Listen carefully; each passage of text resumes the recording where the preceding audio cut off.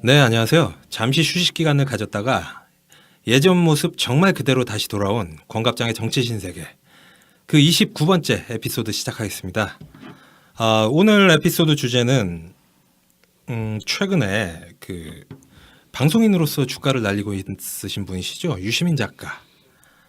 근데 이분에 대해서 어떤 이분이 다시 정치를 하는 게 아니냐 또는 정치를 다시 했으면 좋겠다. 정치를 다시 시키기 위해서 유시민 작가의 책을 불매운동을 벌여야 한다. 예. 왜냐하면 책이 너무 잘 팔리고 팔자가 좋으면은 계속 이런 하던 방송인이나 작가 일을 하실 거기 때문에 작가로서의 생계를 끊어버려서 국회의원 연봉이나 세비나 이런 거를 받게끔 만들자라는 일부 분들의 그런 애정어린 불매운동도 있었어요 최근에. 그럼 방송도 출연 금지시켜야지. 블랙리스트 만들어가지고. 그렇죠. 방송 수입이 제일 짭짤하죠. 예. 문재인 정권이 됐든 그 더민주당의 다른 후보가 대통령이 돼서 그 정권이 됐든 새로운 정권에서 블랙리스트를 만들어서 유시민 작가를 방송 출연을 못하게 만들어야 된다. 네. 이런 굉장히 극단적인 목구멍을 포도청으로 만들어서. 예. 그런 의견도 있었는데 이게 왜 사실 유시민 작가가 정치를 하셨었다가 한 10여 년 하셨었죠. 10년 정도. 그랬다가 2013년 2월 정도에 그 정계 은퇴를 선언을 하셨는데 4년이나 지난 이런 분이 왜 갑자기 요즘 다시 이렇게 정치권 쪽으로 호출이 되고 있는지 그 부분에 대해서 저희가 한번 고찰을 해보도록 하겠습니다. 이번 에피소드에서. 먼저 이유부터 한번 살펴보죠. 왜 이런 얘기들이 나오는 거라고 생각을 하십니까? 이 얘기가 촉발된 직접적인 계기는 썰전에서 네. 문재인 대표가 영상으로 축사를 보내오셨는데 내용이 유시민 작가는 정치 안 한다. 너무 이렇게만 말씀하시지 말고 언젠가는 운명처럼 정치가 다시 유시민 작가님을 부를 때가 있지 않을까 기대하고 싶습니다. 이런 멘트를 치셨어요. 이 멘트를 치자마자 그 한동안 잠잠했던 유빠들의 가슴에 불을 지른 셈이죠. 그렇죠. 그때부터 유시민 이런 얘기가 조금씩 나오고 있습니다. 예. 권순욱 사실 이게 두 가지 감정이 교차할 거예요. 예.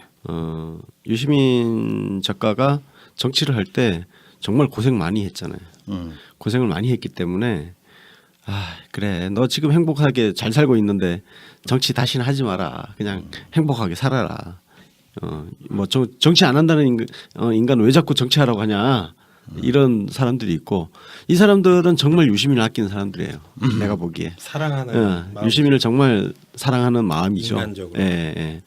근데 우리 대한민국이라는 국가 공동체를 한번 생각을 해보면 시대가 사람을 부르잖아요. 결국은 리더가 있고 네. 그 조직이란 게 있고 그래서 그 리더와 조직이 어떤 가치와 철학을 가지고 비전을 제시하고 공동체를 이끌어 나가고 거기에 정당이라는 조직도 만들고 그렇게 짜여져 있잖아요. 세상이 그렇게 굴러가는 건데 지금 사람들이 유시민 이야기를 하는 거는 문재인 이후를 보는 거죠. 그죠?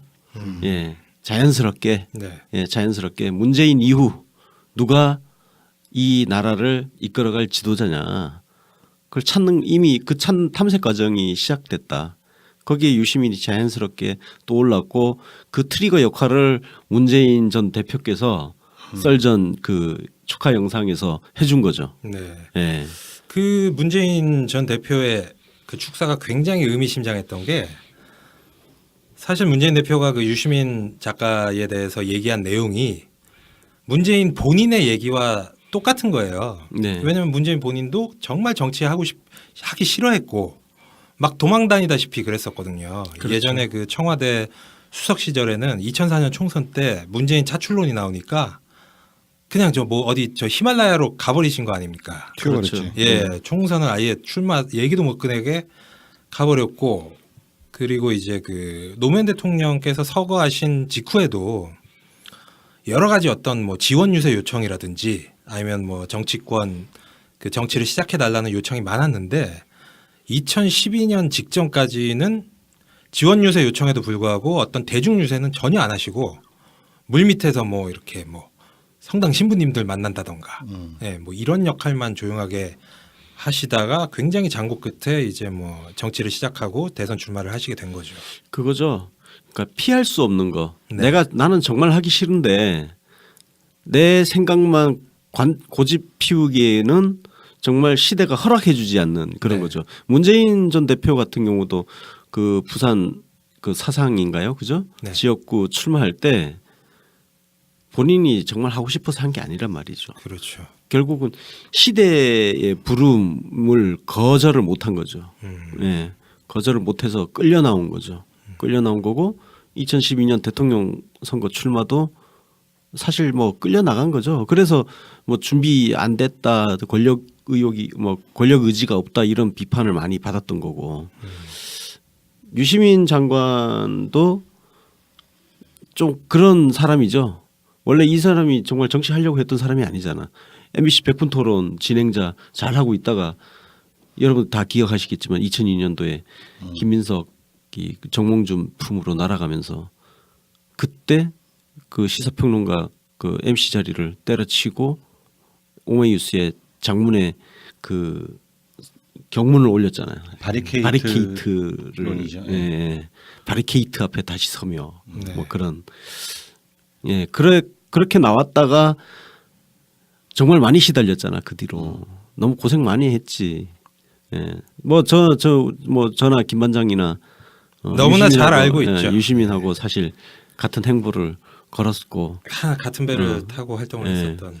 그래서 그 시대를 같이 건너왔기 때문에 그 힘들었던 과정은 뭐 잘 알고 있는 건데 네, 그렇긴 한데 그 문재인이 차출되었던 민주개혁 진영이 모두가 매달려가지고 제발 좀 나와달라고 했던 시절하고 또 지금 약간 느낌이 다른 게 그때는 진짜 선수가 너무 없어가지고 네. 정말 그게 절실했었고 지금은 좀 우리 인재라는 측면에서 좀 배부른 상황 아닌가요? 그래서 유시민 차출론이 약간 시기상조라든가 그런 느낌은 드는데 또 그만큼 팬들의 가슴속에 끓고 있는 용암처럼 끓고 있는 그 팬심들이 지금 유시민이라는 이름을 호출하지 않나 생각합니다. 분명한 건 그때만큼 절박한 상황은 아니라는 거. 그렇죠. 문재인 차출 때만큼. 네. 그 사실 그 유시민 뭐 복귀론이 나오는 건 소위 말해서 노무현 지지자 그룹 이후에 지금은 뭐 문재인 지지자 그룹도 있고 뭐 이재명 지지자 그룹도 있고 그렇지만 노무현 대통령 서거 이후에 대한민국 정치권에서 가장 강력하고 양적으로 보나 질적으로 보나 가장 강력한 팬덤을 가졌던 그런 정치인입니다. 지지자 그룹을 가졌던 정치인이었고 그리고 그 지지 세력이 뭐 완전히 다 사라진 게 아니에요. 그냥 숨어 있는 거, 물 밑에 있는 거죠. 예, 뭐 일부는 뭐 정의당 쪽에 계시고 또 일부는 문재인 지지자로 뭐 이렇게 뭐 저도 마찬가지고 네. 그렇게 이제 갈아타서 그렇게 있는데 누구나 어떤 시점에 유시민 씨를 정치적으로 지지를 했던 분들은 참 이 사람 아까운데 예, 뭐 이런 감정이 있는 거고 그렇지. 그리고 유시민 씨의 정치 복귀에 대해서는 사실 이분이 전례가 있습니다. 이분이 정치를 그만뒀다가 예, 거의 정치를 그만두다시피 했다가 다시 정치에 복귀한 맞아요. 전례가 있었어요. 그게 예. 언제냐면은 2008년 총선 때 대구 수성구에서 주호영과 맞붙어서 출마를 했다가 그때 무소속으로 출마했지. 예, 민주당을 당시 그 대통합 민주신당을 탈당을 하고 무소속으로 출마를 한 다음에 낙선을 하게 되니까 그때부터 약 1년여 동안은 지금 하고 있는 어떤 활동과 유사한 활동들을 하며 야인으로 지냈던 겁니다. 선언은 안 하고 뭐 은퇴 선언을 한 건 아니고 휴직이. 은퇴 선언을 명확하게 한 건 아니지만 어떤 그때 내 기억으로는 예. 내 기억으로는 명확하게는 아니지만 사실상 했어요. 그러니까 그 대구 출마를 네. 일종의 그 앵콜 무대처럼 네네 그렇죠. 그런 표현이 나왔어요. 앵콜 무대. 앵콜 세레모니 같은 뭐 그런 개념으로. 그게 왜 그랬냐면 2007년 대선 때 정동영 당시 대통합 민주신당 후보 네. 대선 그 선거 운동 열심히 하고 나서 패배하고 그 이듬해 이제 2008년 1월에 이제 탈당을 했단 말이야. 탈당할 때 이제 뭐 그 여러 이야기를 했죠. 정당 정치에 대해서 네. 이야기를 하고 4월에 마지막 이제 그 동안에 이제 그 일종의 은혜 입었던 거에 대해서 마지막 봉사로 대구 출마를 한 거예요. 예. 그리고 낙선하고 사실상 정계 은퇴를 한 한 거였죠 그때. 예, 그 이후에 뭐 경북대였는지 뭐 대구대였는지 정확하게는 기억이 안 나지만 하여튼 그 대학교에서 강연하고 예, 맞습니다. 그리고 뭐 후불제 민주주의라는 예. 뭐 새 책도 쓰고 네. 그리고 뭐 강연하고 예, 다니시다가 주로 책 쓰고 강연하고 했었어요. 예. 지금처럼. 그러다가 이제 그 노무현 대통령께서 서거를 하시고 약 한 뭐 몇 개월 후에 그 국민참여당에 입당을 함으로써 다시 그렇죠. 이제 정치에 복귀를 하게 된 건데 물론 뭐 유시민 작가가 예전 뭐 DJ처럼 엄청난 대선 후보여서 뭐 그 사람의 그런 발언이 아 이게 정말 정계 은퇴다 이렇게 받아들이는 분위기는 아니었지만 그분을 아는 지지 세력의 입장에서는 아 이분 정치로 과연 돌아올까 뭐 이런 생각을 할 정도의 상황이었던 건 맞습니다. 그러니까 노무현 대통령으로 인해서 정치를 시작했다가 네, 노무현 대통령 퇴임하시면서 사실상 정치를 또 떠났던 거잖아요. 근데 노무현 대통령이 돌아가시고 나서 다시 정치에 또 불려 나온 거죠. 그때는 불려 나왔다기보다는 의지를 가지고 온 거죠. 예. 처음에는 사실 2002년도에는 그 MBC 백분 토론 진행자 그만둔 거는 불려 나온 거죠. 네. 예. 노무현을 구하기 위해서 불려 나왔던 거고 2009년 5월에 노무현 대통령 서거하시고 나서 그 이후에 여론조사 하나 제가 소개해 드릴게요. 2009년 8월 여론조사를 보면 그때 이제 이명박 대통령 시절이잖아요. 박근혜 현 대통령이 33.9% 1위였는데 그 다음이 누구였냐면은 유시민이야. 네. 유시민이 17%. 네. 뭐 그 뒤에 이제 뭐 정동영 11%뭐 해가 쭉쭉쭉 있는데 그 정도로 노무현 대통령 돌아가시고 나서 유시민을 불러내는 국민의 목소리가 있었던 거죠. 제 기억으로는 1년 가까이 맞습니다. 대선 후보 지지율 1위를 네. 달렸죠. 야권에서는 네, 야권에서 계속 1위였어요. 지지율 1위를 야권 1위였구나. 예. 그렇죠. 박근혜가 예. 워낙에 뭐 계속 예. 쭉 뭐 높았었고 사실은 그래서 그 유시민 작가가 당시 한 1년 가까이 야권 주자 중에서 1위를 달리면서 그걸 동력으로 사실은 국민참여당이 만들어진 거예요. 네. 그죠? 예, 국민참여당 만들어지고 그 뒤에 이제 합류하면서 정치를 다시 재개를 하게 된 거죠. 예. 그 왜 유시민 정계 복귀론이 나오는가에 대해서 뭐 앞서서는 문재인 대통령 이후에 어떤 뭐 그 차차기 말씀도 하셨는데 저는 그 차차기 문제를 빼놓고 나서라도 문재인 정권 하에서 이분이 어떤 정치적 역할을 해줘야 된다는 그런 생각도 상당히 강한 것 같아요. 그건 어떤 측면이냐면은 첫 번째는 일단 유시민 작가는 굉장히 유능한 강요였습니다. 맞습니다. 유능한 보건복지부 장관이었고 그 관료들 사이에서도 굉장히 유능했다고 인정을 받는 정치인 유시민에 대해서는 뭐 여러 갑론을박이 있고 평가가 갈리죠. 예, 이견이 굉장히 많지만 보건복지부 장관을 유시민 작가가 굉장히 잘 역임했다는 사실에 대해서는 감히 누구도 태클을 달지 못하는 부분이고요. 그래서 어떤 그 유능한 강요이기 때문에 문재인 정권에서 이 사람을 써야 된다. 강요로서 이런 부분이 하나가 있고 두 번째는 또 이런 게 있는 것 같아요.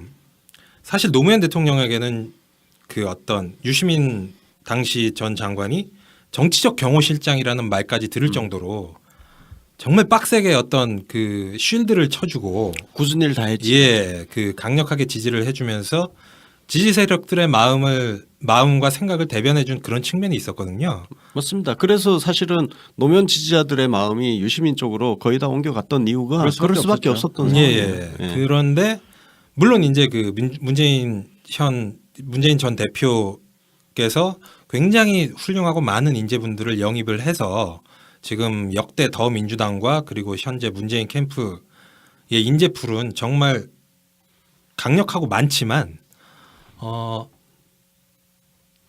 과거 노무현한테 있었던 그 유시민 같은 존재는 그 정도의 어떤 존재감을 가진 존재는 현재로선 보이지 않는다. 보이지 않습니다. 예, 원래는 그 역할을 맡았을 법한 인물이 한 분 계시긴 했었는데 누구?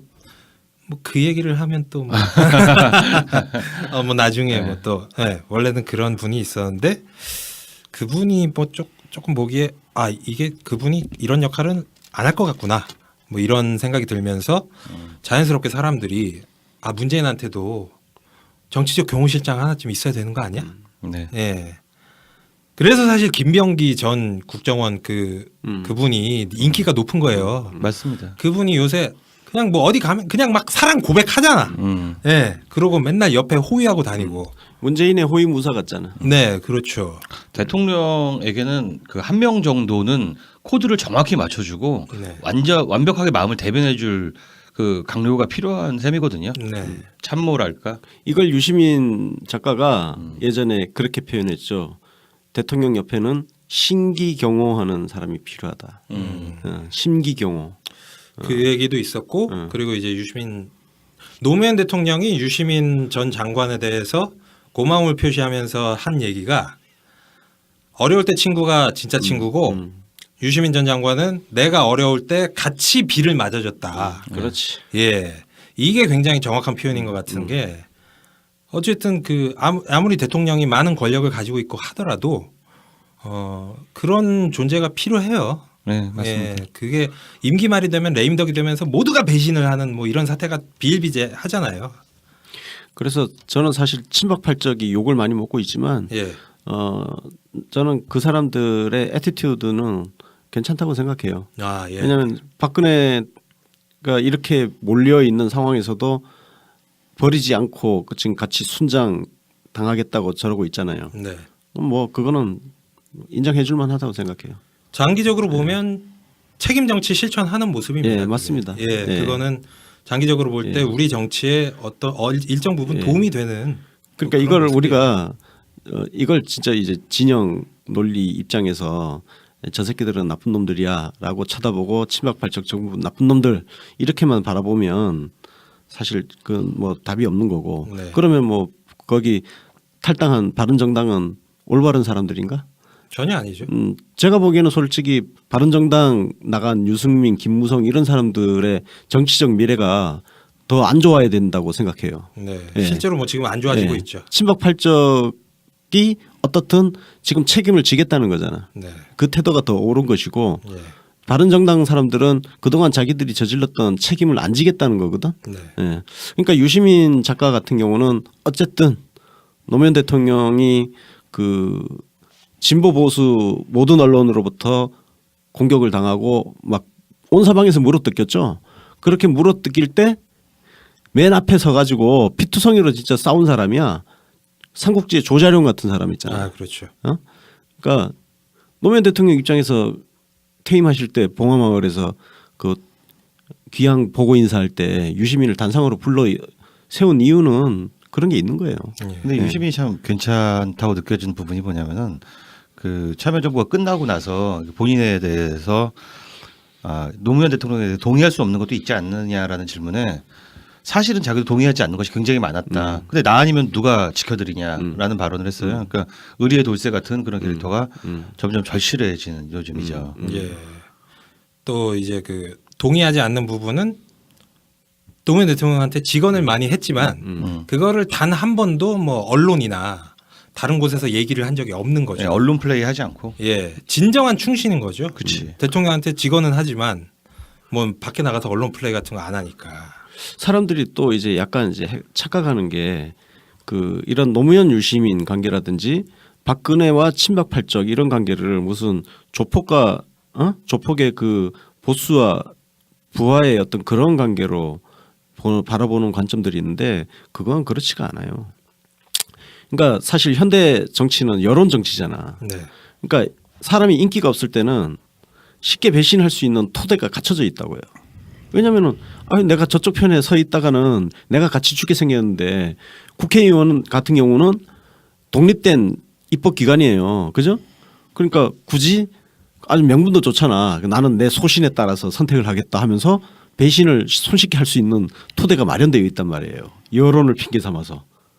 그런데 그런 상황에서도 그 특히 이제 힘들 때 안 좋을 때 공격당할 때 그때 같이 옆에 계속 있어주는 거는 이건 단순히 조직폭력배 같은 그런 논리로 바라보면 안 돼요. 네. 그거는 오히려 정치를 후퇴시키는 거예요.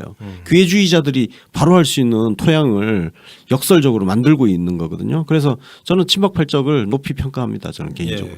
예. 그 정의적 관점에서 보나 정치 발전의 관점에서 보나 저는 개인적으로 대선에 황교안이 됐든 네. 아니면 뭐 저 누구야 하여튼 친박 팔적 중에 한 명이 대선 후보로 나왔으면 좋겠어요. 왜냐 평가를 받으라. 평가를 심판을 받아야죠. 예, 맞습니다. 몇 퍼센트가 됐든 예. 걔네들이 친박 박근혜 부역자가 대선 후보로 나와서 과연 국민들이 이것에 대해서 얼마만큼 평가를 하는가. 뭐 그 사람들이 많은 득표를 받으면 또 그거는 그거대로 우리가 받아들여야 되는 부분이고. 네. 근데 이제 그거를 후보가 안 나와버리고 무슨 예전에 반기문 씨 불출마를 했지만 저쪽이 만약에 반기문으로 이거 이미지 세탁해가지고 나와버리면 이게 제대로 심판이 안 그렇죠. 이루어지는 거 아닙니까? 박근혜 심판이 안 되는 거야. 그렇죠. 그런 측면에서 우리가 아쉬운 게 2007년도를 한번 복귀해 보자고요.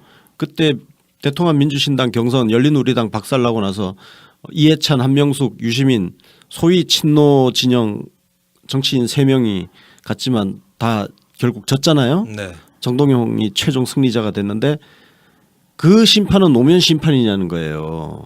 전혀 아니죠. 그 2007년 선거는요 노무현 심판이 아니에요. 그치. 심판이 된 게 아니야. 왜냐하면은 정동영은 이미 노무현 배신 때리고 나간 사람이에요. 그렇죠. 그리고 참여정부를 이미 부정했고 열린우리당 다시 부셔버렸고 거기에 무슨 어떻게 책임을 물어요. 전혀 다른 정당인데. 그래서 저는 저 우리 자유한국당 친박팔적 꿋꿋하게 박근혜 대통령하고 임기를 같이 하고 네. 그 소신을 쭉 밀고 나가기를 바라요. 저는 개인적으로. 밀고 나가서 예. 순장되기를 바랍니다. 예, 맞습니다. 예. 그거를 뭐 순장시키는 건 예. 국민의 역할이고 그렇죠. 예. 그거를 심판을 할 기회를 물타기로 박탈을 하면 그게 진짜 나쁜 거죠. 네. 예. 바른정당 폭망하기를 바랍니다. 저는. 화이팅. 자, 그럼 뭐 음. 여태까지 뭐 요 주제에 대해서 많은 얘기를 나눠봤는데 물론 이제 많은 분들은 잘 알고 계시겠지만 뭐 최근에 정치에 관심을 가지게 되셨다던가 아니면은 유시민 작가가 예전에 그 정치인으로서 활동할 때는 정치에 뭐 이렇게 관심이 없었던 분들은 뭐 대체 유시민이 그냥 뭐 베스트셀러 작가 아니야? 연예인 아니야? 뭐 연예인 아니야? 혹시 개그맨 아니야? 뭐 아니면 뭐 허지웅이랑 뭐 비슷한 어떤 이미지? 방송인. 셀럽. 예, 이런 걸로 뭐 생각하시는 분들도 있을 것 같아서 간단하게 유시민이 어떤 인물이었고 정치를 했을 때는 어떤 정치인이었는지를 뭐 브리핑을 해드리자면 뭐 이 부분 뭐 윤관 PD님이 먼저 좀 해보시겠어요? 아니면 권수영님이 먼저? 근데 사실 뭐 유시민 작가는 네. 이미 너무 유명인이라 가지고 네, 우리가 설명하기도 조금 겸연쩍긴 해요. 왜냐하면 너무나 잘 아는. 근데 왜 그래서 이렇게 저기 근데, 예. 매니아층이 많고 예. 뭐 그 부분에 대해서 얘기를 근데 해보죠. 그 부분을 조금 말씀드리면 그 유시민 씨 같은 경우는 유시민 작가 같은 경우는 아까 우리가 노무현 지지자, 유시민 지지자 이걸 얘기했잖아요. 소위 노빠, 유빠. 네, 그게 이제 보통 연령층으로 보면 40대, 50대 그죠? 40대, 50대 조금 젊게 가면은 30대예요. 30대는 사실 2002년 그 기점을 기산해서 보면 그때 대학생들이었어요. 20대 청년들이었고 사실 정치에 대해서 많이 아는 관심을 가지는 시기는 아니잖아요. 그래서 유시민 작가가 갖고 있는 장점이 뭐냐면은 그 시대를 같이 건너왔던 사람들은 유시민에 대해서 지금 잘 알아요. 아는데 지금 자라난 10대, 20대 그리고 30대까지 아주 저 젊은 층은 썰전 그렇지. 썰전 때문에 너무 많이 알아. 그러니까 전 세대를 관통하는 정치 그 사람이에요. 그러니까 우리가 그 예를 들어서 안희정 지사 같은 경우는 지금 저기 30대 이하의 인지도가 거의 없다는 거 아니야. 아 그런가요? 예. 안희정을 잘 모른대. 그 안 지사 입으로 얘기를 했어요. 충남지사로 알고 있죠. 예. 근데 충남지사로는. 하여튼 오히려 젊은 층에서 인지도가 낮고 잘 모른다는 거거든요. 근데 유시민 작가 같은 경우는 나이도 많잖아요. 이제는 57세인가? 뭐좀 그죠? 있으면 벌써 예, 그렇죠. 얼마 안 되면 한갑인데 전 세대를 아우를 수 있는 그 잠재력을 지금 갖고 있죠. 하여튼 유시민 작가 하면 항소 이유서 그렇죠. 그죠? 트레이드 마크죠. 예. 이걸 몇 살 때 썼다고? 반장님. 거의 뭐 한 25살? 24살 아닌가? 24-5살. 4-5살? 예. 야, 그걸 책 한 권 옆에 없이 혼자서 줄줄줄줄. 교도소 안에서 쓴 거 아니야. 예. 그런 명문을 와, 그거 정말 너무 대단하지 않아요? 대단했죠. 우리 천재죠, 24살 한번 되돌아 보세요. 뭐 난 진짜 뭣도 모르는 인간이었어. 난 일단 10줄 이상을 쓸 수 없을 것 같아. 내용을 떠나서. 저는 뭐 25살 때 개혁당 내 싹수가 좋았네 그러고 보니까. 예.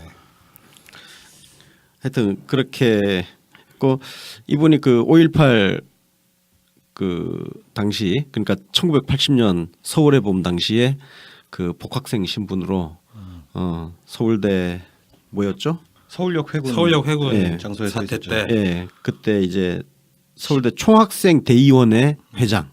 그러니까 총학생 회장은 아니고 네. 대의원회가 있어요. 예, 그 대의원 의회 오늘날로 치면 우리 국회의장 같은 예, 국회의장 같은 거예요. 서울대 안에서. 예, 서울대 안에서. 예. 그래서 심재철이 회군파, 예, 총학생 회군파. 회장이었고 그때. 그리고 유시민이 강경파, 예. 잔존파. 예. 여기 또 재밌는 분이 한 분 계시는데 복학생 협의회 회장으로 이해찬 총리. 이해찬이 있지. 예, 그래서 그 재밌는 일화가 두 분이 그때 당시 둘 다 20대였죠 그때. 뭐 20대 이해찬 총리는 뭐 30대였어. 이해찬은 30대였죠. 복학생이니까 예. 많이 꿇어가지고 예. 박정희 정권 때 그 운동하시다가 그래가지고 뭐 둘이 뭐 멱살 잡고 싸우는 뭐 그런 일도 예, 엄청 있었다고 싸웠다고 하는데 하네요. 뭐 그 뒤로는 뭐 친해져가지고 그 이유시민 작가가 이해찬 의원 초선 의원 보좌관도 했었고. 네, 보좌관으로 정치권을 시작한 거예요. 예. 뭐 하여튼 뭐 이렇게 재밌는 얘기들이 있는데 제가 볼 때는 이 유시민이라는 인간이 왜 정치적으로 캐릭터가 이렇게 매력이 있느냐. 방금 전에 말씀하신 것처럼 이분은 일단 그 학생운동의 아이콘 같은 그런 측면이 있습니다.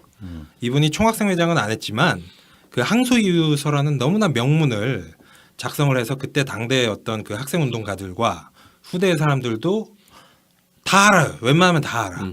예, 그렇기 때문에 어떤 그 학생운동의 정통성도 일부 가지고 있고 그 뒤에는 또 이분이 독일로 경제학 그 공부를 하러 가서 IMF 때문에 뭐 박사 학위를 따지는 못했지만 어떤 그 우리가 기존의 그 트리클 다운 낙수 효과에 의존하는 성장 중심 경제가 아니라 뭐 오늘 뭐 탈당하느냐 마느냐 뭐 이런 뭐 얘기가 나오신 김종인의 경제민주화가 원래 또 뭐 독일에서 나온 거 아니겠습니까? 맞습니다. 네. 사회적 시장 예, 경제. 예. 그래서 그 부분에 대한 이미지도 있으시고 그 이후에는 백분 토론 진행하고 베스트셀러 작가를 하면서 어떤 이 셀레브리티 백분 토론은 손석희 지금 JTBC 사장과 뭐 동격이에요. 쌍벽을 예, 이뤘죠. 맞습니다. 예, 쌍벽을 우리가 백분 토론 진행자 중에 기억에 남는 사람 두 사람 꼽으라면 손석희랑 유시민입니다.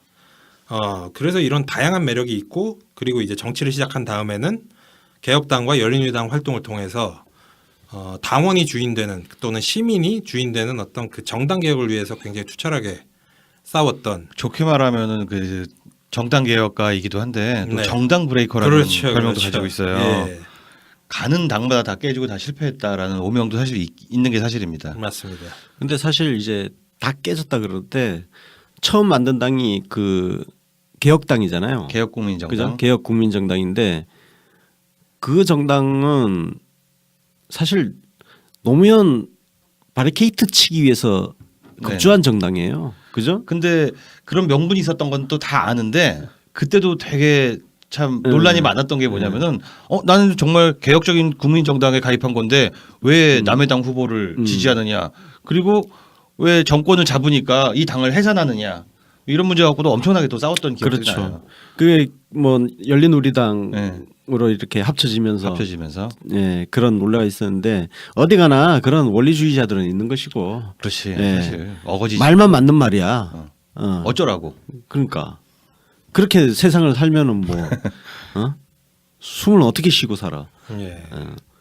뭐 어쨌든 굉장히 뭐 평가가 엇갈리는 정치인이긴 한데 심지어 저조차도 몇 년 동안은 유시민 전 장관의 열렬한 지지자로 활동을 하다가 국민참여당 입당 이후에는 뭐 굉장히 뭐 강력하게 비토를 하던 뭐 그런 시절도 있었을 정도로 호불호가 갈리고 활동에 대해서도 뭐 그 이견이 갈리는 정치인인데 저는 이런 것 자체도 상품성이라고 봐요.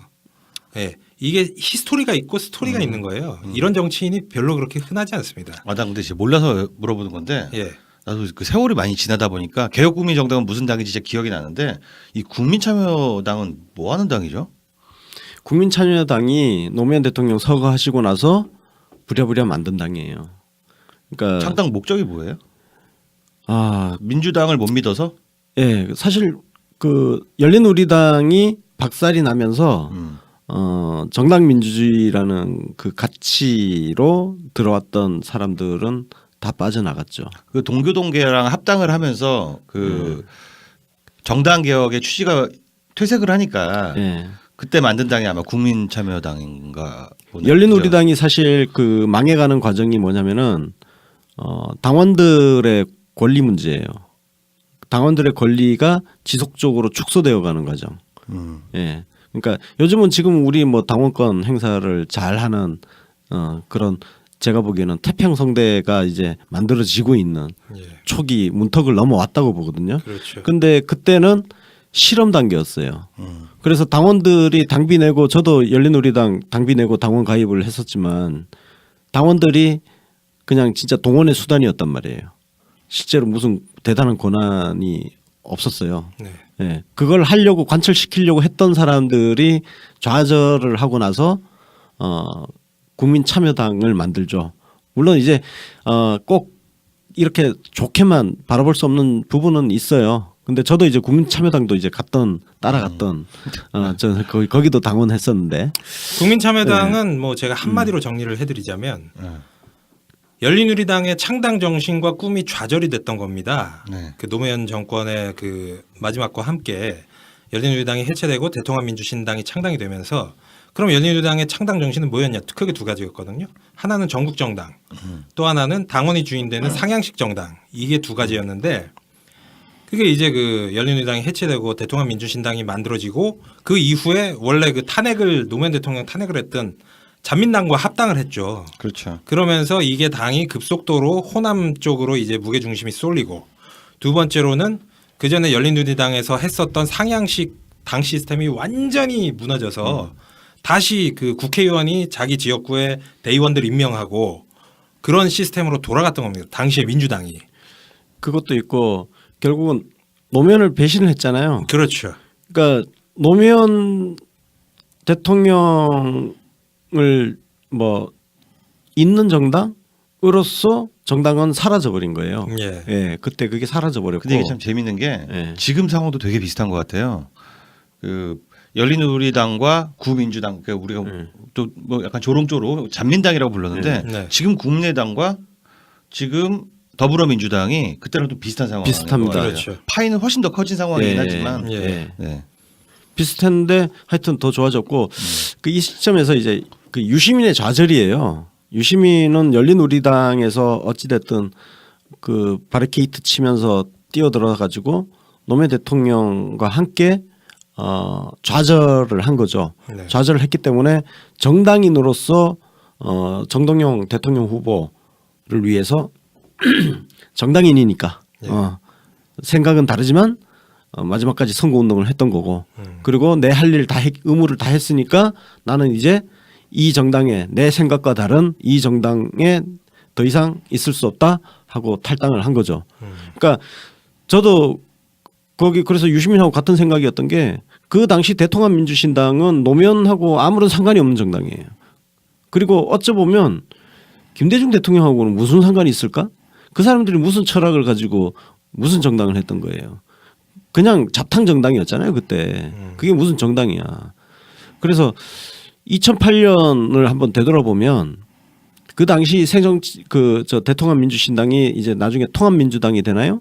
예, 뭐 하여튼 그냥 민주당이 됐습니다. 예, 당명은. 뭐.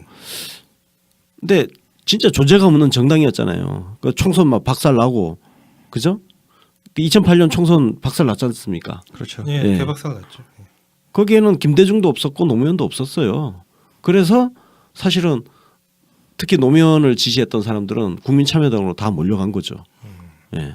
저는 근데 이 문제에 대해서 그렇게 그 통합민주당은 문제가 있고 국참당은 옳았다고 단언 내리기가 어려운 게 얘기도 굉장히 복잡해지고 반대 논리도 충분히 있을 수 있거든요. 예. 그래서 그거는 또 그렇게 예. 단언 내리는 데는 저는 좀 거부감이 드는 게 예. 왜냐하면 당시에 이제 대통합민주신당에서도 훌륭하신 지금 우리 더불어민주당의 훌륭하신 자원들이 계셨던 정당이기도 하기 때문에 정통성이 영 없다라고 말하기는 좀 저는 거북한 면이 있는 것 같아요. 예. 굉장히 그 부분은 좋은 인정해요. 말씀을 예, 예. 해주셨는데 예. 뭐 사실 요거는 이제 그 권수웅님 개인의 예. 그 관점이었고 그랬던 거고 저 같은 경우는 유시민 씨에 대한 지지를 철회를 한 게 그 국민참여당 창당 및 입당 때문에 그때 제가 지지 철회를 하고 아 그래요? 예 저한테는 굉장히 중요한 사건이었는데 제가 그때 당시에 그 지금 방금 전에 윤가피님이 말씀하신 그런 생각을 똑같이 했던 겁니다. 아. 이게 그때 당시에 물론 민주당이 굉장히 한계가 많고 문제가 많은 정당이지만 그리고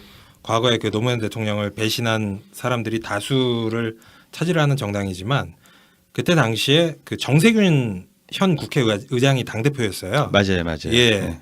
그래서 그때 제 관점으로 보자면 민주당은 정세균 대표 체제에 의해서 조금씩 개혁이 되어가는 네네. 과정이라고 저는 평가를 했던 거고 저뿐만 아니라 그 당시에 유시민 전 장관이 국민참여당에 입당할 때 따라가지 않고 그냥 이제 남아있던 분들도 상당히 많았었습니다. 맞습니다. 예. 그래요. 그 부분이 이제 의견이 굉장히 많이 갈려서 그때 이제 유시민 지지 세력이 거의 반분이 되다시피 반분까지는 아니더라도 뭐 굉장히 많은 사람들이 이탈을 했었고 그래서 그 부분은 저희가 뭐 나중에 따로 예, 어떤 뭐 역사 정리 차원에서 뭐 한번 토론해 볼 만한 주제인 것 같아요. 그래서 오늘 유시민 관점에서 보다 보니까 뭐 그런 얘기가 그래서 나오고요. 예. 사실 거기서 제가 그 유시민이 국민참여당 만드는 거에 대해서 해석이 많았죠. 저 정당 브레이커가 왜 또 만드냐. 그래서 그 중에 하나 해석이 나온 게 유시민이 자기가 대선 후보가 되기 위해서 당을 만든다는 해석이 있었어요. 그건 좀 아닌 것 같아요. 그죠? 근데 이 해석이 사실 그 민주당에 남아있던 친노 사람들도 대다수 그렇게 해석을 했단 말이에요. 저는 이거를 직접 들었습니다. 정치적 공격이 아니고요. 예, 정치적 실제로 공격, 그렇게 해석을 예, 해석을 했어요. 네. 그런데 그거를 방어해 준 사람이 누구냐면요, 바로 문재인 문재인이죠. 대표예요. 예. 제가 이걸 직접 들었는데 이거는 제 진짜 증언이에요. 그러게 녹취를 했으면 근데 더 좋았을 텐데. 이건 녹음을. 버스 자리에서 버스에서 제 뒷자리에 앉아 계시던 두 분 중에 한 분이 문재인 전 대표였는데 유시민을 주제로 이야기하는데 바로 유시민이 국민참여당을 왜 만들었냐에 대해서 문재인 전 대표께서 호의적으로 해석을 했어요. 열린우리당 안에서부터 정당한 경쟁을 할 수 없는 구조를 자꾸 만드니까 뛰쳐나간 거 아니냐. 유시민이 무슨 대통령 선거 나가려고 저 나가는 거냐. 정당 제대로 만들어 보려고 들어온 사람 아니냐. 그게 안 돼서 좌절해서 나간 거 아니냐. 근데 그 옆에 이제 반론하신 분은 조금 전에 말씀드린 그런 유시민이 뭐 대선 대통령 후보가 되기 해보려고 하는 위해서 거다. 뭐 자기가 뭔가 주도권을 쥐고 뭘 하려고 지금 저렇게 당을 만든다 이런 식의 해석을 하더라고요. 결과론적으로 그분이 틀린 거지. 틀린 거죠. 그리고 저는 이제 문재인 전 대표의 그 말씀을 들었던 기억이 있기 때문에 썰 전 영상을 딱 보면서 이건 점 운명처럼 찍어놨다. 점 찍어놨어. 문재인 전 대표가 놨다. 유시민 작가를 정치로 꼭 불러내겠다는 생각을 갖고 계신 것 같아요. 나는 그냥 좀 예. 립서비스 같은 그런 뉘앙스로 봤는데 예. 그게 또 예. 역사를 알면 또 그렇게 관점이 예. 바뀌네요. 예. 저는 뭐 이렇게 직접 뭐 얘기를 들은 적은 없지만 그 문재인 전 대표가 정치를 시작하지 않았을 때 그때 당시에 그때가 언제였냐면은 김해을 재보선에서 그 국민참여당 이봉수 후보가 패배를 하고 그 노무현 대통령의 소위 성질을 넘겨준 거 아닙니까? 그래서 지지율이 완전히 그냥 폭락을 했어요. 예, 추락 날개가 없는 그 추락 정도로 그 떨어져서 거의 뭐 유시민이 정치적으로 매장당할 위기에 처했을 때 그때 문재인 대표가 언론을 통해서 굉장히 호의적인 평가를 많이 해주셨었습니다. 그래서 소위 말하는 유시민 지지자들 중에 문재인 지지자 쪽으로 이동을 하거나 아니면 병행해서 지지를 하는 분들이 많은 게 소위 친노 쪽의 많은 정치인들마저도 유시민 전 장관에 대해서 왠가하면 다 한 번씩은 안 좋은 말 다 한 번씩 했는데 문재인 전 대표는 한 번도 없었어요. 이렇게 호불호가 갈리는 인물에 대해서 계속 칭찬만 하고 어느 정도였냐면은 심지어는 노무현의 업그레이드 버전이라는 극찬까지 했었어요. 그건 진짜 극찬인데 예. 나도 지금 생각해 보니까 두 분이 코드가 일치하는 부분이 바로 그 정당 개혁 그리고 당권을 당원에게 시민에게 이런 맞습니다. 게 맞다고 보는 게 예. 2015년 말 2016년 초에 문재인이 그 안철수파로부터 그 비주류파로부터 그렇게 당권 당대표자를 내려놓으라고 했잖아요. 그때 문재인은 딱 한 가지만 지키려고 한 거예요. 시스템 공천. 결국 그 유시민의 그동안 했던 고민하고 맞닿아 있는 겁니다. 맞습니다. 예. 그러니까 거기서 동질감을 굉장히 느끼기 때문에 예. 그 썰전에서의 호의적인 발언도 나왔던 게 아닌가. 유시민이 좌절한 지점을 사실은 그러니까 문재인 전 대표가 정말 대단한 일을 한 게 뭐냐면은 지금의 더불어민주당은 과거 열린우리당하고는 비교가 안 될 정도로 강한 정당이에요. 그렇죠. 질서도 있고 그죠? 그 정당을 만든 게 문재인 전 대표예요. 그렇죠. 뚝심으로 버텨내서 만든 거예요. 그러니까 유시민이 좌절했던 지점을 문재인 전 대표가 극복해내고 지금 만들어내는 과정이거든요. 예. 물론 지금 이게 확고하게 다져졌다고 볼 수 없어요. 지금부터 계속 그 다져 나가야 되는 이제 출발선상에 지금 서 있는 과정에 있는데 좀 뭐 그런 당원들이 그런 과정들을 거친 사람들이 많기 때문에 열린우리당의 기억이 있기 때문에 실패를 반복하지 않으려는 그 내성 그 뭐 의지 이런 것들이 굉장히 강하게 있다고 봐요. 그럼 문재인은 유시민한테 너 입각해서 나 좀 도와줘라고 말할 명분이 분명히 있는 게 너 그렇게 다양한 시도하고 실험하고 좌절한 부분 내가 완성했잖아. 그럼 이 시스템 그대로 성공할 수 있도록 네가 나한테 또 도와줘야 되잖아. 라는 말을 할 수가 있겠다는 생각이 들어요. 네. 현존하는 정치인 중에서 유시민한테 정계 복귀를 강력하게 압박을 할 수 있는 유일한 정치인이 문재인 전 대표죠. 그러네. 예. 아니 진짜 할 말이 너무나 많은 거예요. 네가 그렇게 유시민 씨 당신이 그렇게 이루고 싶었던 정당 내가 정말 온몸에 칼 맞아가면서 내가 만들었는데 이게 이렇게 얽히고 설키는 거야. 역사가 반복되는 게 원래 노무현 대통령이 대통령 되고 나서 문재인 그 전 대표한테 도와달라고 그러니까 자기 안 들어간다고. 자기는 그냥 뭐 부산에서 뭐 그냥 외곽에서 그랬는데 노무현 대통령이 역정을 팍 내면서 너 내가 이렇게 친구가 이렇게 고생하는데 왜 너만 뭐 썩 빠져가지고 편하게 살려고 그래 이런 식으로 얘기를 해서 결국 민정수석을 수락을 한 거 아닙니까? 근데 이게 대를 이어서 문재인 전 대표와 유시민 전 장관한테도 이런 명분이 되는 거예요. 우리도 진짜 대단한 게 예. 어쩌면 이 모든 얘기들이 썰전에서 축사 어쩌면 립서비스일지도 모르는 그 말 한마디를 갖고 지금 1시간을 방송을 하고 있어. 깍두기 한 접시로 지금 한 접시를 차리고 있죠. 예. 듣다 보니 막 우리가 설득돼. 예. 대단한 뭐 그 아니 근데 일을 그 하고 썰전 있는 얘기하니까 예. 그 썰전에서 힌트가 많이 나왔어요. 유시민 작가도 썰전에서 그때 저 작년 탄핵 국면에서 거국 내각 총리 이야기 나오고 할 때 총리 제안이 오면 어떻게 할 거냐 예. 그런 질문이 있었잖아요. 맞아. 그 장면이 있었어요. 근데 네. 그거는 받을 수 있다 그랬잖아. 맞아요. 선초직은 아니지만 뭐 그렇지. 임명직은 뭐 이건 내각은 예. 관료예요. 그렇죠. 그러니까 유시민은 그 직업 정치인을 은퇴를 한 거야. 네. 그러니까 내각으로 들어가는 거는 전혀 상관이 없는 문제예요. 행정가죠. 예. 행정가. 그러니까 행정 공무원이지 뭐 예. 공무원. 네. 그러니까 장관이나 뭐 총리 그다음에 그 청와대 각 뭐 수석 여러 수석 이쪽까지 은퇴한 건 아니야. 그렇죠. 그러니까 유시민한테도 여지가 있는 거예요. 예. 예. 우리가 뭐 어느 뭐 대학에서 교수하시던 분이 어느 날 장관에 입각했다고 해서 그분이 뭐 정치를 시작하셨다 뭐 이렇게 그런 표현은 안 평가하는 건 쓰죠. 아니지 않습니까? 그런 표현 쓰지 않죠. 예. 뭐 예를 들어서 뭐 지금 황교안 씨를 정치인으로 분류하지도 않았었고 그렇죠. 최근까지는 예. 지금은 뭐 대선 후보 여론조사에 나오니까 뭐 정치인 비슷하게 평가를 받습니다. 그렇다고 정치인은 아니잖아. 그렇죠. 예.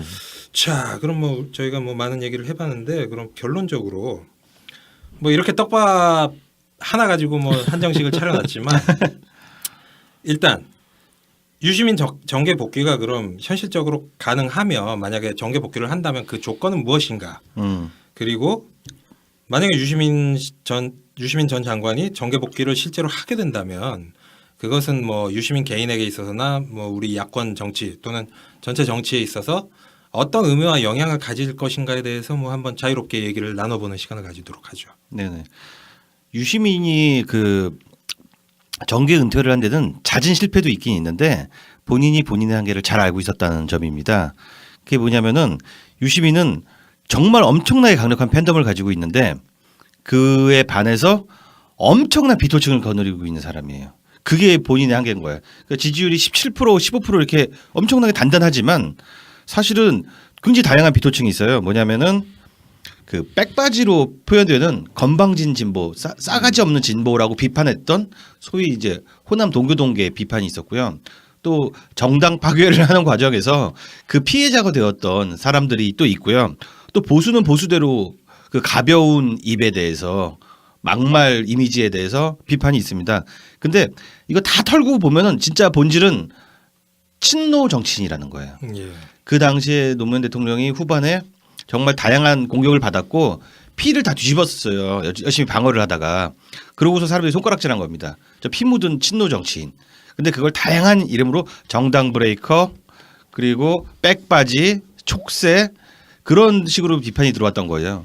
그런데 지금 만약에 복귀를 할 수 있는 저는 강력한 근거가 되는 것은 지금은 친노라는 라떼루가 절대로 손해가 아닙니다.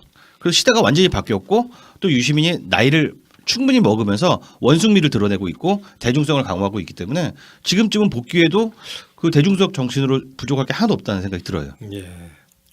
그러니까 맞아요. 그 제가 그 안희정의 길, 유시민의 길을 썼었잖아요. 네. 그게 이제 어쨌든 현실 정치인으로 실패했다. 예. 저 국민참여당이 나중에 이제 통합진보당으로 합당을 했죠. 그리고 그 통합진보당이 그때 그 뭐야 뭐 이석기, 이정희 뭐 이쪽 부정선거 논란으로 또 분당돼 가지고 정의당이 만들어지고 그리고 정의당 만들어진 다음에 정계 은퇴 선언을 했잖아요. 그러니까 대중적 진보 정당이라는 꿈을 유시민이 아직도 갖고 있는지 그건 잘 모르겠어요. 아니 있겠죠. 문제는 그 방법론인데 유시민 작가가 예전에 그 후불제 민주주의였나요? 그 책에 그런 이야기를 썼죠. 미국 민주당 이야기를 썼죠. 미국 민주당은 그 당 안에 다양한 정파가 있어요. 그리고 그 정파가 경쟁을 하죠. 지난번 힐러리하고 샌더스가 경쟁한 것처럼 샌더스 얼마나 진보적입니까? 그죠? 힐러리 굉장히 보수적이잖아요. 그 보수적이고 진보적인 사람들이 한 정당 안에 있는 거예요. 그게 가능해야 된다는 거예요. 그러니까 더불어민주당이 지금 그 가능성을 조금 보여주고 있잖아요. 이 당 안에는 보면은 박주민 의원도 있고, 그죠? 굉장히 진보적인 박주민 의원도 있고, 굉장히 보수적인 김종인 의원도 있어요. 예. 그래서 문제는 뭐 며칠 후에는 네. 없어질 수도 예. 있습니다. 당 안에서 공정한 다 모두가 승복하는 문화 그리고 승복할 수 있는 그 룰 보편화된 룰 그리고 룰이 자주 바뀌면 안 돼. 가급적 굉장히 오래 지속하는 그런 룰이 지탱하는 그런 정당. 그러면 그 안에서 진보적 그 대중적 진보 정당이라는 하나의 파벌로 존재하면 되는 거 아니에요? 근데 유시민도 사실은 그게 가능하다면 그렇게 하겠다는 거잖아요. 옛날에 열린우리당 안에서 실험했던 것도 그것이었고, 근데 그 열린우리당이 그 질서가 파괴되면서 좌절하고 나갔던 거니까 더불어민주당이 그런 정당이 다시 그런 정당으로 만들어진다면 유 작가가 굳이 과거에 그 뭐 지나왔던 걸 굳이 고집할 필요 없이 정의당이라는 진보적 뭐 대중적 진보 정당 이걸 굳이 고집할 필요 없이 더불어민주당으로 다시 기원하는 것도 가능하지 않겠냐. 뭐 저는 뭐 그렇게 되기를 소망을 합니다. 예. 저는 의외로 그 유시민 작가의 정계 복귀는 굉장히 쉬울 수도 있다. 단 한 가지만 이루어진다면 입각. 예, 맞습니다. 제가 그걸 왜 그렇게 보냐면은 최근에 그 황교안 사태를 보면서 포지션과 그 캐릭터만 매칭이 된다면 그 될 만한 사람이 그 내각의 자리에 있고 그리고 그 타이밍이 맞아서 그 사람이 어떤 그 분포하고 있는 지지 세력을 대변을 할 수 있는 캐릭터가 된다면 내각을 한번 한 것만으로도 대선 후보가 되는 거예요. 그렇죠. 예, 실제로 그런 사례가 많았습니다. 과거 노무현 정부 때 고건 총리도 그랬었고, 정운찬. 예, 뭐 또 정운찬 총리도 뭐 그랬었고, 네. 그렇기 실제로 때문에. 유시민도 그런 거예요. 그렇죠. 유시민도 그때 그 당내 반발뿐만 아니라 유시민 복지부 장관 임명할 때 다 예. 기억하시죠. 네. 심지어 이해찬 당시 총리도 반대하는 거를 노무현 대통령이 그럴 그거는, 거면 당신이 예. 사표 쓰라고 뭐 총리 당신이 그만 사표 두라고. 쓰라고. 예. 그 노무현 대통령이 그렇게 자기 주장을 밀어붙인 게 그렇게 케이스가 많지 않은데 네. 예, 그 중에 하나가 유시민 장관 장관 시킬 때. 예. 그러니까 근데 막상 시켜놓으니까 엄청 잘하잖아. 잘했지. 그러니까 국회의원 때는 나는 한나라당 박멸을 위한 역사적 사명을 띠고 태어났다 이렇게 얘기했던 사람이 정영근 앞에 가서 90도로 고개 숙이고 인사하고 예, 어찌나 저 자세로 어, 잘 나오는지 유들유들하게. 살살 웃으면서 예. 그러니까 자기 위치에서 자기 할 일을 하는 거예요. 자기가 국회의원일 때는 자기를 지지해 준 사람들을 위해서 빡시게 싸우고 근데 장관을 갔을 때는 장관이라는 거는 일을 해야 되는 자리잖아. 그러니까 일을 하려면 여야 협조를 다 얻어야 돼. 얻어야 되니까 가서 살살살살 웃으면서 고개 꼬박꼬박 숙이면서 하잖아요. 그래서 잘 했잖아. 그뿐 아니라 정책 세일즈를 진짜 잘 기가 막히게 했어요. 그렇죠. 그 유관부서들이 굉장히 많고 그 라이벌 정부에 가서 지금 안희정 지사가 하고 있는 얘기가 이거잖아. 뭐냐면 선의를 인정한다. 그 사실 맞긴 맞는 말씀이에요. 근데 유시민의 포지션이 그보다 조금 더 한 수 위인 부분이 있어요. 그러니까 선의로 안 보면 어떻게 맨날 싸우면서 어떻게 해결할 거냐 대안이 있느냐라고 묻는다면 저는 그 대안이 유시민의 내재적 접근이라고 생각을 해요. 네.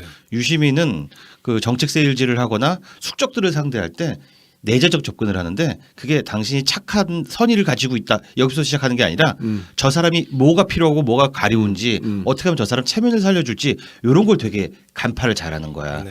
상대방을 악마로 규정하는 대신에 이익과 손해를 따지는 사람으로 이해하고 저 사람이 명예에 집착하면 명예를 주고 그런 식으로 딜을 되게 잘했던 사람이죠. 그죠? 유능해요. 네, 진짜 네. 유능해요. 그래서 저는 만약에 저 유시민 작가가 정계 복귀를 한다면 과거에 뭐 정당 개혁 운동가 이걸로는 전혀 복귀를 하지 않을 것이다. 그렇죠. 맞아요. 그 부분은 뭐 상당 부분 또 해결이 되기도 했고 문재인 좋잖아요, 문재인 지금. 대표가 했어. 예, 이미 다 해결이 됐고 그래서 이분이 정계 복귀를 하게 된다면 그것도 뭐 역시 이제 국민들이 호출을 하는 너 뭐 다시 한번 해봐 이런 거가 될 텐데 그때는 유능한 국가 경영인 뭐 그런 걸로 이제 복귀를 하게 될 겁니다. 실제로 유능하기도 하고 그리고 또 이 유시민 전 장관의 특성상 자기 분야 일만 잘하는 게 아니라 어떤 그 문재인 정부의 어떤 뭐 전체 정책 철학이라던가 이런 노선에 대해서 존재하는 내각 중에서 가장 해박하고 가장 대중적으로 이것을 잘 전파하고 설명할 수 있는 사람이 될 것이다. 왜냐하면은 예. 이미 유시민이 쓴 대한민국 개조론을 보면 네. 노무현 정부의 성격을 다 규정을 해놨죠, 설명을 해놨죠. 네네. 근데 그게 지금 이어져 오고 있어요. 그렇죠. 그게 근데 개선돼서 가는 유시민처럼 그걸 쉽게 정책을 그렇게 쉽게 잘 풀어낼 수 있는 사람이 누가 있어? 거죠. 예. 예. 그렇게 되면 뭐 일도 잘해, 유능해. 거기다 일하는 과정에서 뭐 여야 대화, 거래 이런 것도 잘해. 거기에다가 문재인 정권을 계승하고 또 그거를 발전시킬 철학도 완벽한 뭐 사람이야. 그럼 이건 그냥 대선 후보 직방 가는 거예요. 그렇죠. 근데 문제가 뭐냐면은 예. 또 유시민의 특징이 자기 객관화를 잘하는데 네. 자기 객관화를 너무 심하게 해.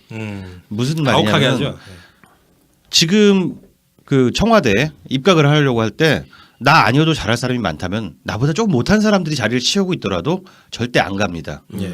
아마 그 문재인 정권이 우리가 문재인이 대통령이 됐다고 가정을 했을 때 문재인 정권이 피 흘리고 어려운 시대가 와야 아마 부름에 응답하지 않을까. 그게 사실 그게 첫 번째 조건일 것 같아요. 맞아. 그러니까 그렇죠. 나 아니면 할 사람 없다. 문재인 전 대표가 만약에 이제 집권을 하게 되면 네. 어떤 상황이 펼쳐질지는 알 수가 없죠. 예. 없는데 굉장히 시달리는 힘든 시기라야 본인이 돌아올 거야. 그렇죠. 그게 아니고 그냥 대충 잘 굴러간다 그러면 굳이 예. 내가 뭐 난 지금 나도 필요 없는 거죠. 그리고 지금 유시민 작가 지금 삶이 얼마나 행복해. 예. 예, 책 쓰고 강연 다니고 뭐 잘 나가는 방송인에 더 이상 해피할 수가 없지. 네. 그래서 뭐 저는 뭐 개인적으로 뭐 막 유시민 전 작가가 복귀했으면 좋겠다 이런 의견은 아니고. 그러게 얘기해놓고 보니까 유심히 복귀 안 하는 상황이 좋네. 그렇죠. 아 그렇죠. 네. 문재인 시대가 열렸을 때 안 힘들어야지. 그렇죠. 어. 그게 최선이고. 어. 근데 이제 막 불행하게도 또 이제 그런 상황이 안 온다고 하면 언젠가는 또 유시민이라는 그 개인의 능력과 그런 어떤 캐릭터가 필요한 시대가 올 수도 있다. 네. 뭐 저는 이 정도로 생각하고 뭐 혹시 더 마지막으로 덧붙일 말씀 있으시면. 뭐 아까 했던 얘기 반복인데 말씀하신 대로 그런 유시민이란 카드를 꺼내야 될 일이 안 생기는 게 제일 좋고 만약에 생기더라도 우리에게는 유시민이라는 보물이 있다. 이 사실을 우리가 기억하고 있으면 좋을 것 같습니다. 든든하네요. 든든하죠. 예. 그러니까 우리가 원래 그런 얘기 하잖아요. 네. 칼은 칼집에 있을 때 무서운 거라고. 그러니까 뭔가 막 문재인 칼집에 있는 칼 같은 거. 예. 유시민은 그런 사람. 그래서 그 칼집에서 칼이 안 나오면 가장 좋은 상황이죠. 맞습니다. 네. 네. 저는 뭐 개인적으로는 술을 잘 안 먹지만 네. 그럼에도 불구하고 우리 집에 키핑되어 있는 발렌타인 17전상 같은 느낌? 어. 네. 술을 별로 안 먹지만 맞아요. 내가 술이 생각날 땐 예. 발렌타인 17. 저는 뭐 개인적으로 그 술을 좋아해서 좋잖아요. 예. 그치, 좋지. 술 먹을 일이 없으면 제일 좋고 예. 근데 막 힘들어가지고 술 먹을 일이 있을 때 딱 예. 꺼내 먹을 키핑 양주가 있다는 건 든든한 일이고 어쨌든 뭐 앞으로 유시민 작가님 방송 또는 뭐 집필 건승하시길 빌고 뭐 혹시 문재인 대표가 대통령이 돼서 영입 제안을 하시면은 뭐 너무 튕기지는 않으셨으면 좋겠어요. 그래. 그럼 매력 없어. 너무 튕기면. 너무 튕기면 똥돼. 딱 적당히 세- 튕겨야지. 딱 삼고초려 이 정도 느낌이 좋죠. 네, 세 번만. 세 번만 소 눈망울. 맞아. 예, 소 눈망울 꿈뻑꿈뻑. 황소눈깔에 이기는 사람 없으니까. 예. 이거 저 눈깔이라고 하면 싫어하는 분들이 있으니까 눈망울이라고 되게 고와 보이잖아. 생각해보니까 진짜 그 무기가 있었구나. 황소 눈망울. 조홍천 의원 네. 그 눈망울에 넘어왔다는 아니 뭐 다 거 아니야? 넘어갔잖아. 전원. 거의 다지 예. 뭐 사실. 그러니까. 아니 근데 뭐 유시민 장관이 그걸 거부할 명분이 과연 있을까요? 그러니까. 없다고 봐요. 예. 자, 그럼 뭐 여태까지 잔잔하게 뭐 SNS나 뭐 이렇게 유시민 작가 팬덤 사이에서 불고 있었던 유시민 정계 복귀론에 대해서 저희가 이번 에피소드에서 다뤄봤는데요. 저희는 또 다음 방송에서 뭐 또 재밌는 주제 그리고 찰진 해석과 분석으로 찾아뵙도록 하겠습니다. 여기까지 들어주신 청취자 여러분들 정말 감사드립니다. 안녕히 계십시오. 감사합니다.